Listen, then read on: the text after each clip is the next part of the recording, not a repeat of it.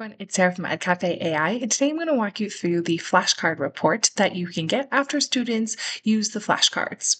So with this, you're able to see how students did, what they know, what they didn't know when going through these flashcards. So as we all know, when students go through the flashcards, they can mark cards as still learning or I know. If they mark them as still learning at least one time, this will be marked as incorrect in your report. When they mark them as I know, that's considered correct. So let's go ahead and we can see on the student side, they're able to see all of their correct cards. So they can review that information on their own. And then they can also see their incorrect cards. Back on your teacher view, if you see right here, we just have a quick summary of how many submissions you have, the average score, and that median time taken. When you click to view report, you have two different views, the participant or the cards. So the participant will show that roster view of who all took the flashcards and participated in them.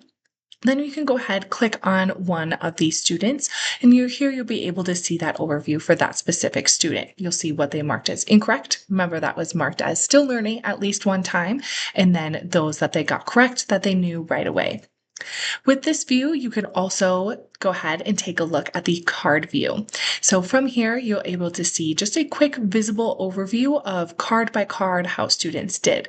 So you see this nice bar graph that will easily tell you how students did, how many were correct or incorrect. There'll also be a marker of easy, intermediate, or difficult as well, depending on how students did, how many of them got the same cards wrong or correct. So here we have one 50%, so that is marked as intermediate. You can use this card view to see which cards, topics, or vocabulary words might need a little bit more help. And then, of course, you can use the participant view to see which students might need more help than others. And last, you can always download all of this information if you need anything offline or to save in your files. Go ahead and take a look at this report and see how your students are doing when they partake in your flashcards.